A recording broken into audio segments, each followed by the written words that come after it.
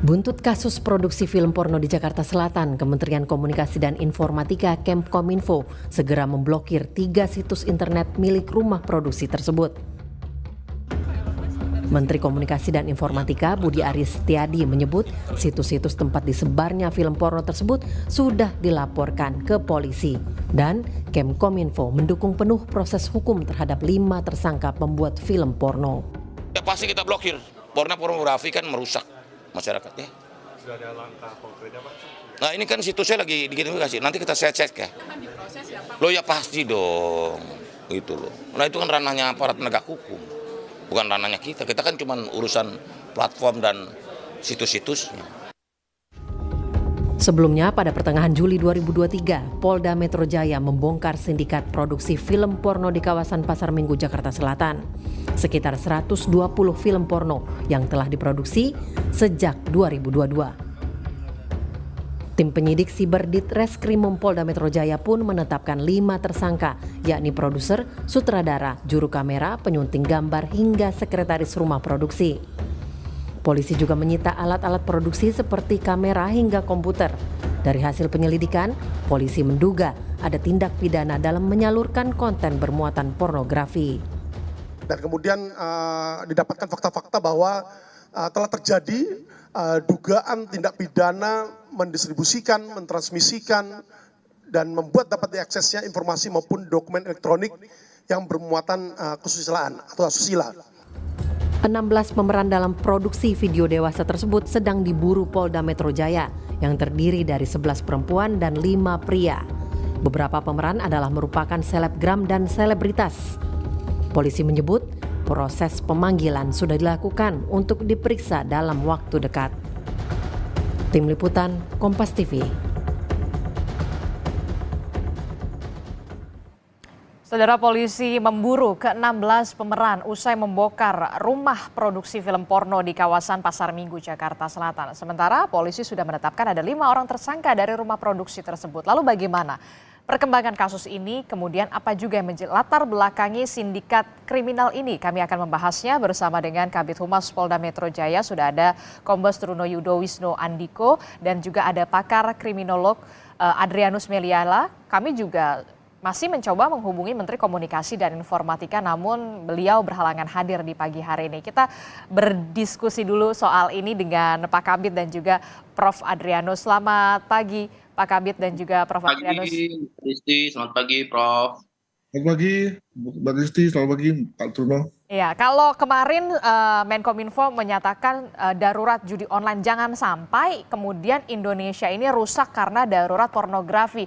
Pak Kabid, bisa diinformasikan perkembangan dari pemeriksaan terhadap 5 orang tersangka ini seperti apa dan bagaimana kemudian akhirnya polisi bisa mengungkap ada rumah produksi yang memproduksi film porno ini, Pak Kabid? Baik, Mbak Risti, kami jelaskan Polda Metro Jaya sebelumnya kami menghimbau kepada seluruh masyarakat agar bijak dengan publikasi ini. Tentunya publikasi ini kan untuk dalam rangka memberikan efek jerah atau deterrent efek ya dalam proses penegakan hukum dan agar menjaga seluruh lingkungan keluarganya. Yang pertama, Mbak Risti, kasus ini kan sudah ditetapkan sebagai tersangka itu ada 5 orang dan kelima ini merupakan bagian daripada kru yang secara terstruktur ya. Ada yang sebagai sutradara, sebagai admin, sebagai sound engineer, terus kemudian juga sebagai kameramen, sekretaris, dan salah satu sekretaris ini juga merupakan talent. Pada perkembangannya tentu Polda Metro Jaya, Direktorat Reserse Kriminal Khusus sudah meminta pemblokiran terhadap Kominfo, kita tetap berkolaborasi terhadap 3 website tersebut. Kemudian juga langkah yang kita lakukan pada khususnya peristiwa yang terjadi ini di rekening tersangka yang dimiliki pada peristiwa kejahatan ini, tentu kita juga lakukan pemblokiran ke bank terkait. Yang ketiga, kita akan meminta lagi kembali ada 16 talent yang akan kita lakukan proses pemeriksaan pada minggu ini, khususnya di hari Jumat.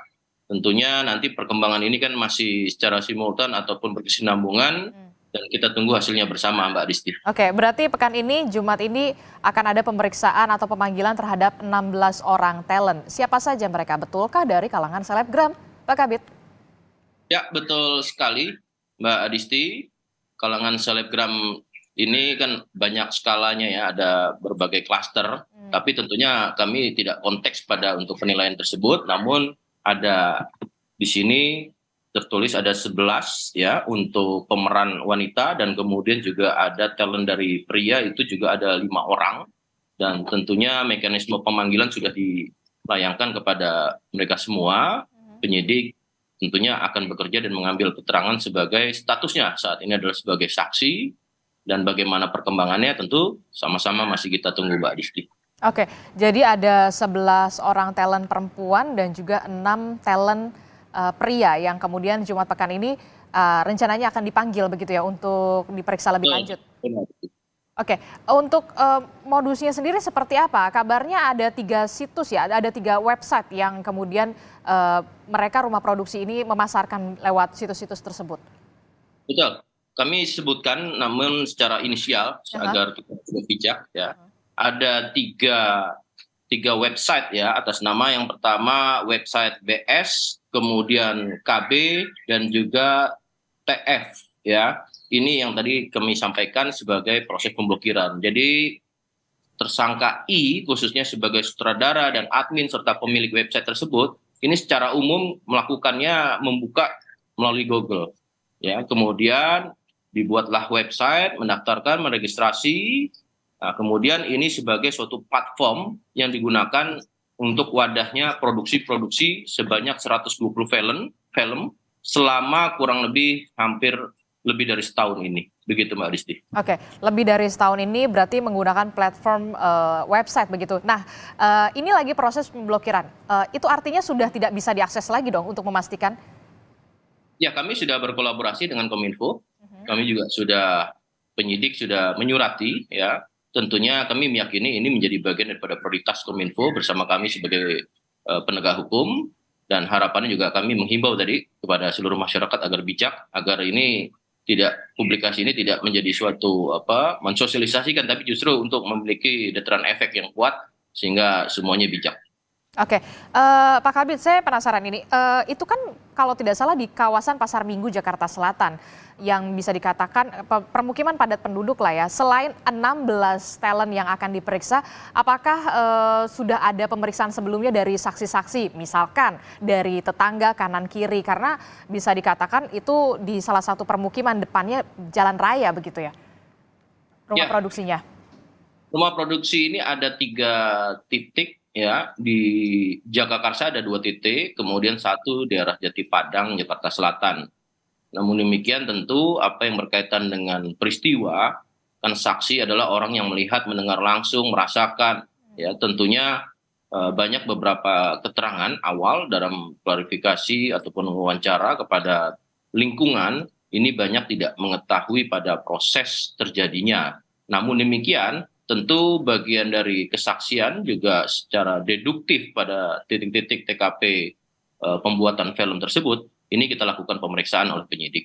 Oke, jadi ada 3 lokasi ya, kami ingin klarifikasi kembali.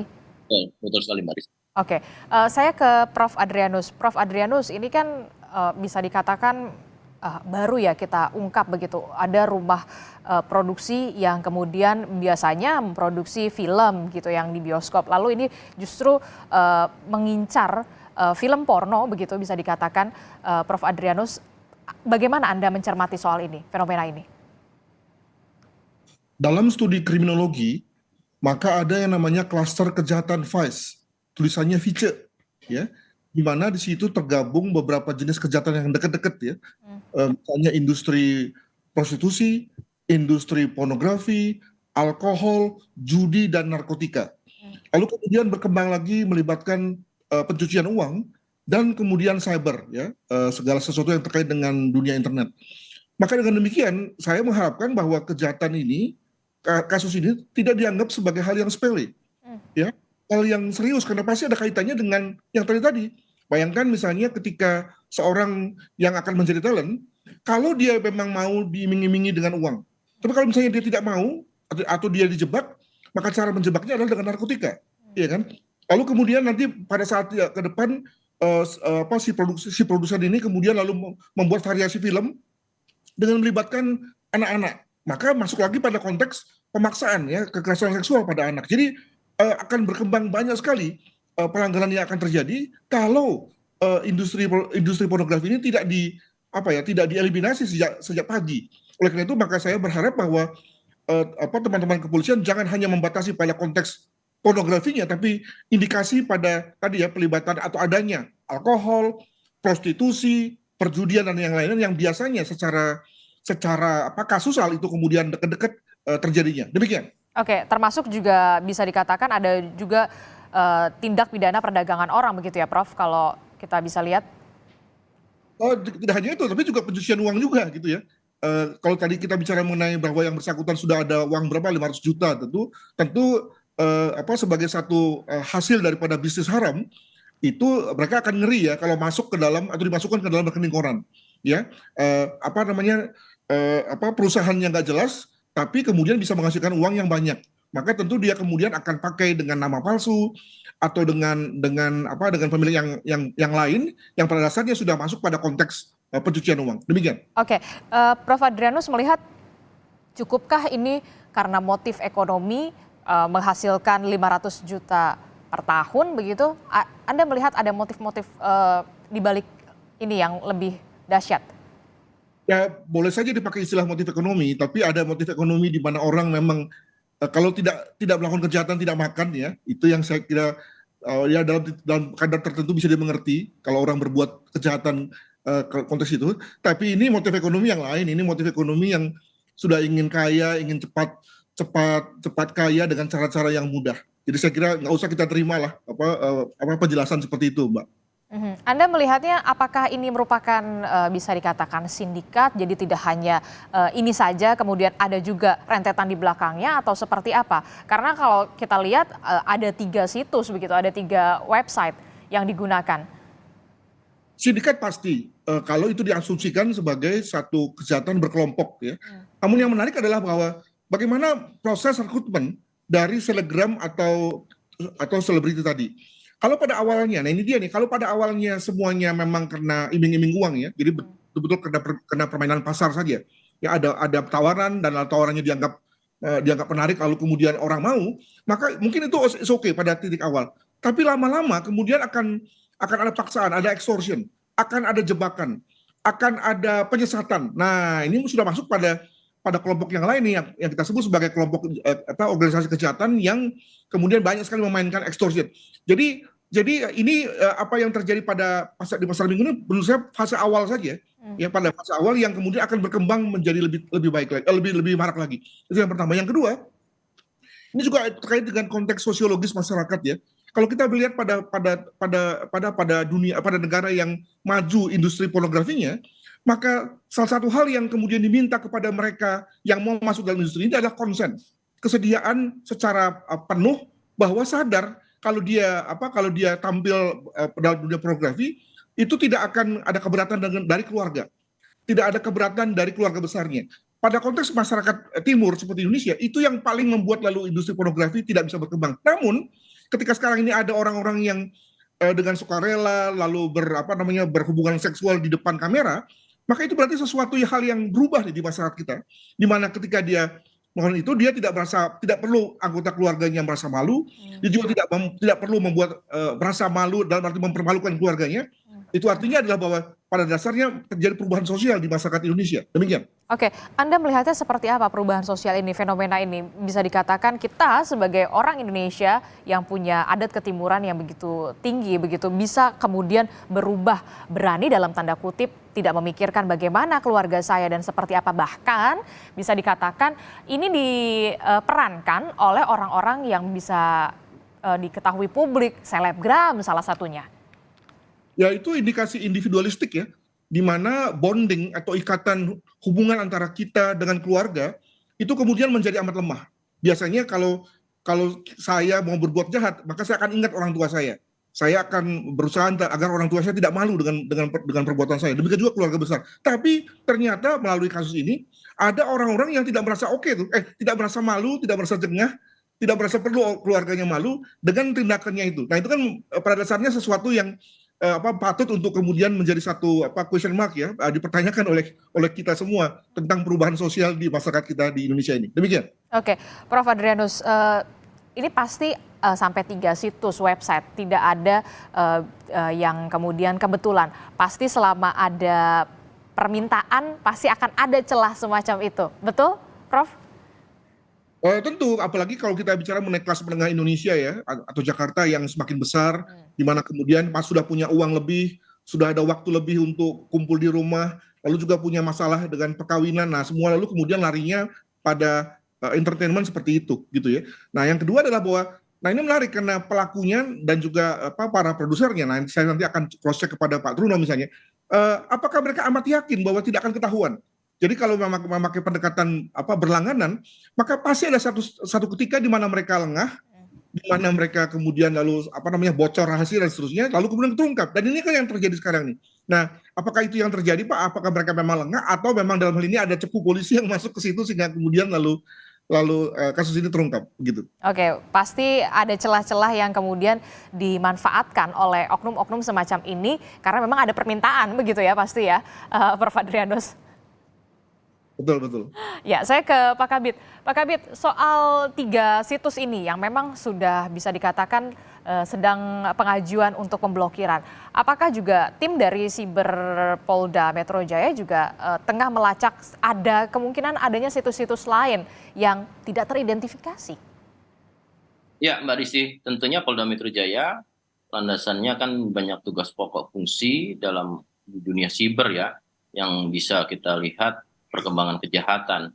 Dalam hal ini tentu ada suatu langkah-langkah yang dilakukan melalui patroli siber. Patroli siber ini yaitu melakukan deteksi awal ya, yang kemudian mampu melihat potensi-potensi dari kejahatan tersebut. Tadi disinggung juga oleh Prof terkait dengan adanya website ini ya, betul. Jadi website ini kan sifatnya berlangganan atau berbayar dengan skema ketika masuk tentu disuguhi notifikasi untuk pembayaran. Artinya hanya orang-orang tertentu yang melalui langganan. Kemudian kita bisa lihat di sini sudah ada 10.000 viewer, juga 10.000 pelanggan. Artinya begitu kita bisa masuk dan berlangganan, tentu ini kita bisa mendeteksi. Jadi kejahatan-kejahatan seperti ini tentunya menjadi komitmen Bapak Kapolda Metro Jaya yang menjadi perhatian publik. Maka dari itu kami juga mohon partisipasinya kepada masyarakat untuk bijak melihat media sosial dengan perkembangan teknologi saat ini. Oke, nah untuk pengungkapan kasus ini sendiri, apakah memang dari ada laporan dari warga atau kemudian memang dari pelacakan dari tim siber? Ya, secara teknis mungkin tidak kami sampaikan secara detail, namun demikian tadi kami sampaikan dari Subdit Siber Polda Metro Jaya di Direktorat Reserse Kriminal Khusus ini melakukan patroli siber ya. Jadi dengan adanya perkembangan teknologi secara global, baik komunikasi maupun informasi, tentu perkembangan kejahatan juga menjadi potensial. Ada hal yang positif sebenarnya, namun hal yang negatif tentunya kami bagaimana menjadi suatu deteksi, kemudian melakukan preventif dan bahkan melakukan tindakan atau penegakan hukum seperti ya kasus seperti ini. Ya, tidak menutup semua kasus-kasus yang di siber ini juga masih banyak dan terus berkembang, Mbak. Oke, nah ini kan kalau kita lihat ada 5 orang tersangka ya, perannya masing-masing, ada produser, juru kamera, kemudian bahkan ada sekretaris begitu. Nah, ide awalnya ini siapa yang berperan lebih bisa dikatakan berkontribusi pertama awalnya untuk ide, oh ini bikin seperti ini? Ya, jadi aktor intelektualnya. Iya, Mbak Rizky, tersangka I ini merupakan sutradara, merangkap admin, pemilik website. Jadi ada historicalnya sekira awal 2022 yang bersangkutan ini membuat film dalam genre horor maupun komika ya. Kemudian sekira perkembangannya segmen ini mungkin ya secara kualitas mungkin yang dibuatkan juga tidak memiliki segmen, kemudian beralih dan berpikir ke pembuatan film dewasa. Dari situ kemudian membentuk suatu krunya dan kemudian juga merekrut, tadi juga menyinggung rekrut ini melalui media sosial oleh I ini dilihat dari akun-akun pribadinya yang memang sudah lebih kecenderungan kepada hal-hal yang sifatnya berani ataupun sudah seksi ya, kemudian terjadilah komunikasi dan kemudian kesepakatan dan kemudian terjadilah produksi pembuatan film dewasa tersebut, Mbak Disti. Oke, menarik sekali.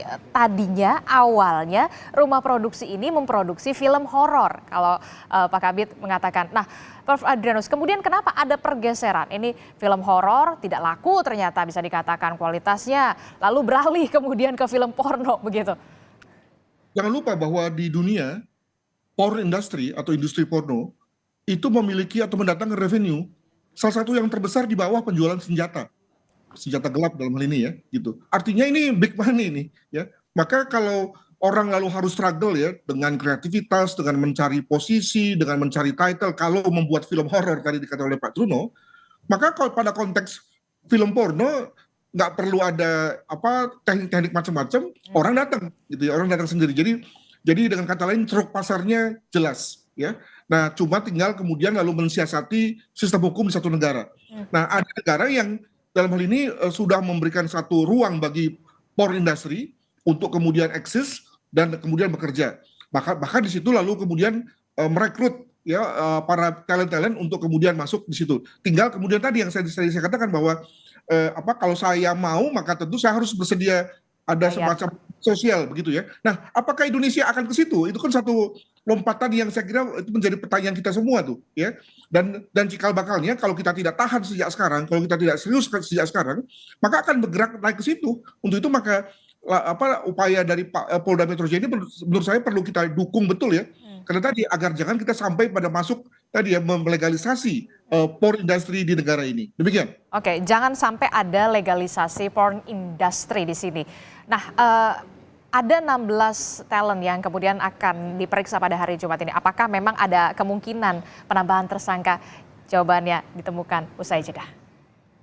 Anda masih bersama kami di Sapa Indonesia Pagi, masih berdiskusi soal kemudian ada 16 orang yang rencananya akan diperiksa pada Jumat pekan ini terkait dengan peran atau talent dalam rumah produksi film porno begitu. Kita masih berdiskusi dengan Prof. Adrianus dan juga ada Kabid Humas Polda Metro Jaya. Saya ke Pak Kabid dulu. Pak Kabid, ini kan Jumat ini akan ada 16 orang talent yang kemudian dimintai keterangan begitu. Statusnya sejauh ini sebagai saksi, apakah ada kemungkinan penambahan tersangka di luar 5 orang yang sudah ditetapkan sebagai tersangka perannya di balik layar? Ya, tentunya kami melihat pada konstruksi perundang-undangan yang mengatur ya, dalam hal ini penerapan undang-undang oleh penyidik, ada 2 undang-undang yang diterapkan. Pertama adalah Undang-Undang ITE, yang kedua adalah juga menerapkan Undang-Undang Nomor 44 Tahun 2008, yaitu tentang pornografi. Dalam hal ini tentu kita bisa melihat konstruksinya pada penerapan pasal, memproduksi, memperbanyak, ya, mentransmisikan, kemudian mendistribusikan, kemudian juga memberikan jasa pada undang-undang pornografi. Tentu ini menjadi bagian untuk konstruksi pasal yang akan diterapkan. Kemudian terkait dengan saksi-saksi lainnya, apakah ada berkembang tersangka lainnya? Tentu kita akan melihat pada analisis alat bukti yang didapat oleh penyidik. Dan tadi sekali lagi kami sampaikan secara simultan, sinambungan ini kan proses penyidikan masih berlangsung. Tentu kita tidak bisa berandai, biarkan nanti alat bukti yang menjadi bekerja ya untuk membuktikan ini dan penyidik, dan kemudian kita tunggu hasilnya dari penyidik, Mbak. Oke, itu artinya tidak menutup kemungkinan ada penambahan tersangka ya Pak Kabit ya? Betul, mendasarkan pada bukti. Oke, Pak Kabit, untuk 5 orang tersangka ini jeratan hukumnya seperti apa? Apakah dengan undang-undang pornografi saja cukup, tapi juga bisa dikembangkan? Ini apakah ada tindak pidana perdagangan orang di situ, kemudian ada narkotika, bahkan TPPU di sana? Ya, tentunya mekanisme dalam proses standar operating prosedur penyidik, kita akan lakukan ya penyidikan-penyidikan yang sifatnya mendasari pada alat bukti.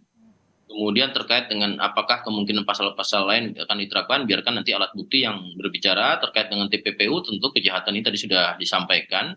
Ada hasil yang dihasilkan, yaitu senilai uang finansial aja sekitar 500 juta. Dan kemudian ada aset ya dengan kendaraan roda 4, roda 2, elektronik lainnya. Ya, tentu ini akan berbunyi sebagai suatu hasil kejahatan dan tidak menutup kita akan lakukan TPPU.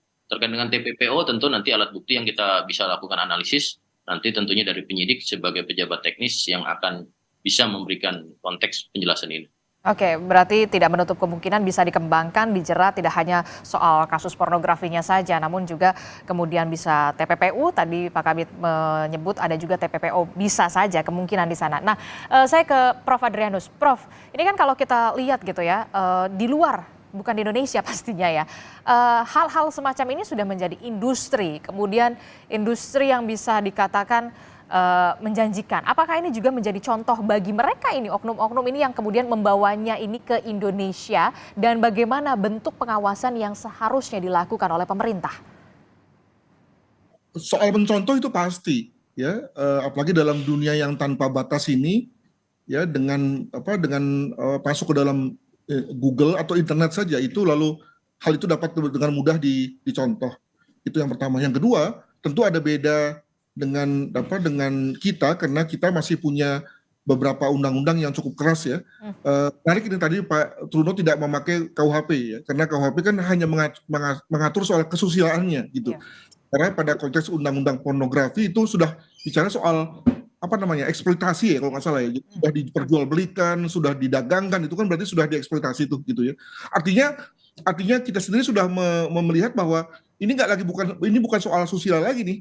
Ini udah soal bisnis nih gitu, ya.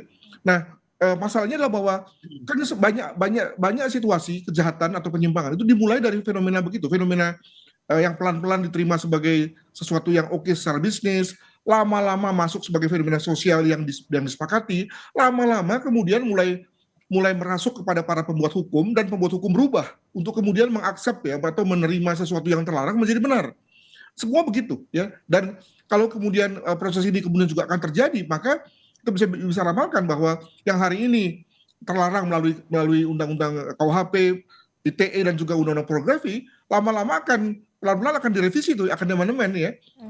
Kemudian lalu mulai ada semacam pelonggaran, ya, dalam bentuk misalnya kalau sudah berusia 21 tahun misalnya, ya, dan kemudian ada konsen dari keluarga, maka dia boleh masuk dalam bisnis pornografi, dan setiap saat dia bisa in out, ya, bisa keluar lagi kalau dia memang merasa mendapatkan semacam perlakuan yang tidak menyenangkan dari para pelaku bisnis tersebut, ya. Nah, artinya ini menjadi satu bisnis yang tak bedanya dengan bisnis yang lain gitu, ya, dengan menyampaikan soal moral, soal susila, dan seterusnya. Nah, sekali lagi perlu semacam kesiapan dari semua elemen bangsa terkait dengan situasi itu. Nah, kalau memang kita tidak siap atau belum siap, ya, tadi kita main saja dengan pendekatan normatif seperti yang dilakukan oleh kepolisian, dan kita dukung kepolisian. Demikian. Oke, berarti ada regulasi yang kemudian harus bisa dikatakan direvisi gitu. Melihat adaptasi sekarang sangat cepat begitu, ya. Jangan sampai kemudian tidak hanya darurat judi online saja, tapi juga jangan sampai darurat pornografi. Nah, Pak Kabit, ini kan bisa dikatakan sindikat. Apakah ada kemungkinan juga ini juga terlibat ada sindikat internasional di dalamnya? Ya, tentu Mbak Disti, kita tidak bisa berandai-andai. Tentu kita akan memberikan suatu perkembangan proses penyidikan ini dengan konteks alat bukti yang ada, namun tidak menutup kita terus melakukan penyelidikan dalam proses penyidikan ini terkait dengan apakah ini bagian daripada jaringan-jaringan internasional, ataukah juga untuk maksud dan tujuannya marketingnya ke dunia internasional. Ya, tentu ini tidak menutup, karena dunia siber kan borderless, ya, tidak bisa berbatas waktu, tidak berbatas jarak apapun, semua real time, semua bergerak dengan cepat dinamikanya, dan tentu ini akan kami lakukan proses penyelidikan pada ranahnya ini tentu di penyidik ataupun pejabat teknis, Mbak Adisti. Oke, nah ini kan kita juga bisa melihat, ya, ada beberapa tersebar cuplikan video, namun bisa dikatakan dalam fase yang masih wajar begitu, ya, tidak porno begitu. Apakah kemudian ini menjadi kamuflase dari para pelaku ini juga untuk mencari keuntungan? Ya, tentunya ini nanti pakar, ya, termasuk Prof. Adrianus, kemudian sosiolog, mungkin juga psikologi forensik, ya, atau apsifor juga bisa melihat, nanti kita akan libatkan. Artinya begini, tingkat selebritas ini yang direkrut ataupun orang-orang yang terlibat di sini, ini tentu memiliki, tadi Prof juga bilang apakah motif ekonomi menjadi bagian di sini, motifnya ekonomi tentunya. Tapi terkait apakah ini juga dalam rangka meningkatkan engagement, ya, atau meningkatkan popularitasnya, lain-lain. Tentu ini melalui mekanisme secara pakar, nanti kita libatkan, dan tentunya ini bisa menjadi pembelajaran bagi kita bersama dan juga menghimbau tadi kepada masyarakat agar bijak, tentunya mengawasi lingkungan keluarganya, dan menjadi bagian perhatian kita bersama, Mbak Risti. Oke, Prof, ini menarik. Tadi Pak Kabit bilang, memang betul ada yang memang selebgram begitu. Kenapa memilih selebgram? Padahal bisa banget dan gampang sekali untuk terdetek. Ada tersebar cuplikan-cuplikan videonya yang bisa dikatakan tidak pornografi begitu. Apakah ini juga merupakan strategi mereka? Ya mestinya begitu ya, tapi boleh nggak saya sedikit pindah switch ya, karena saya tidak menguasai soal itu. Yakni soal mereka yang menjadi tadi pelanggan, ya, menjadi follower. Nah ini apakah kemudian akan terimplikasi dengan konteks pelanggaran pidana, atau semata-mata ini sebagai satu bentuk perbuatan orang dewasa, ya. Jadi apakah kita hanya melihat mereka sebagai satu bentuk kegiatan kontraktual ya antara saya dengan si pemilik web yang kemudian saya berlangganan gitu ya, sesimpel itu, atau apakah saya kemudian ya juga dikenakan sebagai tadi pasal-pasal pidana. Ini menarik karena di pihak lain juga kalau misalnya dalam hal ini lalu saya kira akan cepat atau lambat akan kemudian lalu mulai beredar tuh nama-nama orang yang menjadi member gitu ya. Hati-hati dengan banyak ya, Prof, itu 10.000. Iya, ITE. Jadi saya kira ini juga menjadi suatu pembelajaran sejauh mana kita disiplin ya dalam rangka satu pihak memberantas satu kejahatan, tapi juga di pihak lain tidak kemudian lalu melakukan dengan cara melanggar hukum, gitu ya. Karena bagaimanapun itu satu perbuatan yang sebetulnya perbuatan kontraktual yang tentu saja perlu dilindungi juga dalam konteks regulasinya. Demikian. Oke, itu juga yang kemudian menjadi pertanyaan saya juga ke Pak Kabit. Pak Kabit, ini kan tadi kita sudah bilang oke, yang di balik layar sudah tersangka, jeratannya pornografi. Kemudian untuk yang di depan layarnya, talentnya baru akan diperiksa besok. Nah, bagaimana dengan yang kemudian menjadi pelanggan? Ada 10.000, apa juga bisa dijerat? Ya, tentunya nanti dari penyidik ya sebagai pejabat teknis. Namun kami melihat lagi di sini dalam peristiwa ini kita perlu melihat secara komprehensif yaitu ke hulu. Ya, tadi kami sampaikan makanya bijak dengan media sosial dan juga melihat daripada perkembangan teknologi. Terkait dengan ini tentu kami juga mohon adanya kesadaran kita bersama dalam ya tentunya ini di luar daripada hukum atau peraturan secara positif negara juga terkait dengan asusila kan terkait dengan norma-norma dan juga terkait dengan ajaran agama. Nah, namun demikian kami dari penyidik akan mendalami terlihat dari 10 pelanggan, 10.000 pelanggan dan viewer ini apakah pada konteks alat bukti yang sudah didapati ini merupakan bagian daripada suatu perbuatan pidana. Namun acuannya tetap dalam undang-undang kan mengatur suatu perbuatan pidana ini adalah ada suatu aturan undang-undangnya. Tentu nanti kita akan melakukan kajian melalui penyidik. Begitu Mbak Disti. Oke, nah ini kan kita juga bisa melihat segampang itulah ya, kita ketik keywordnya apa, kemudian muncullah langsung di situ. Walaupun memang ada beberapa tahapan tadi kata Prof. Adrianus. Nah, pengawasannya sejauh ini seperti apa? Jangan sampai kemudian yang sudah diblokir situsnya berganti nama saja. Ya, kita harus melihat secara komprehensif. Tentu terkait dengan peristiwa ini menjadi suatu fenomena. Ya. Tentu ini harus dilakukan langkah-langkah secara helix ya, atau ada di sini kita bisa melihat ada pentahelix, hexahelix. Ini perlu keseluruhan secara menyeluruh agar ini tidak menjadi suatu perkembangan yang terabaikan. Artinya sudah menjadi perhatian publik, maka tentunya di sini perlu adanya langkah-langkah secara tadi saya sampaikan ke hulu ya. Bagaimana meningkatkan kesadaran komunitas atau masyarakat secara umum, tentu ada dari akademisi, kemudian juga dari pemerintah, termasuk dari penegak hukum kami, dan tidak menutup juga perkembangannya adalah media untuk publikasi ini agar juga ramah dan bijak dalam memberikan publikasi khususnya terkait dengan asusila. Dan tentunya ini bermaksud adalah untuk memberikan edukasi dan juga penegakan hukum yang memiliki deteran efek. Tidak justru mensosialisasikan sesuatu yang tidak tahu, orang menjadi tahu ataupun anak-anak kita tidak tahu jadi tahu dan kemudian mencari tahu. Nah ini yang harus kita lakukan langkah-langkahnya Mbak Adisti.